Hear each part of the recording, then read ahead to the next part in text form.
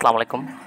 গুচ্ছ ভর্তি 2024-25 সেশনে আমাদের কিন্তু গণবিজ্ঞপ্তির ডেট কিন্তু দেওয়া হয়ে গেছে, অর্থাৎ 25 এবং 26 আগস্ট কিন্তু গণবিজ্ঞপ্তির জন্য ধারাবাহিকভাবে প্রতি 19 বিশ্ববিদ্যালয় কিন্তু একটার পর একটা কিন্তু নোটিশ প্রকাশ করতেছে। তো সর্বশেষ আমাদের চাঁদপুর বিজ্ঞান ও প্রযুক্তি বিশ্ববিদ্যালয় কিন্তু তাদের আসন খালির সাপেক্ষে গণবিজ্ঞপ্তির জন্য আহ্বান করা হয়েছে। তো এই ক্ষেত্রে আমরা দেখলাম যে চাঁদপুর বিজ্ঞান ও প্রযুক্তি বিশ্ববিদ্যালয়ে এখন পর্যন্ত 8টা আসন খালি আছে।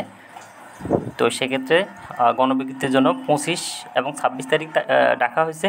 আর ওই দিন সাক্ষাৎকার যারা অংশগ্রহণ করবে এ এবং সি ইউনিটে আসন খালি সাপেক্ষে, যেমন এ ইউনিটে আসন খালি আছে 6টা, সি ইউনিটে আসন খালি আছে 2টার জন্য 5 গুণ অর্থাৎ 10 জন, এবং এ ইউনিটে 6টার জন্য প্রায় 25 জনকে ডাকা হয়েছে। তো এই ক্ষেত্রে আমাদের রেজাল্ট কিন্তু দিবে 26 তারিখ, আর ভর্তি হইতে হবে একদিন, অর্থাৎ 27 তারিখেই কিন্তু ভর্তি হইতে হবে 10টা থেকে 4টার ভিতরে।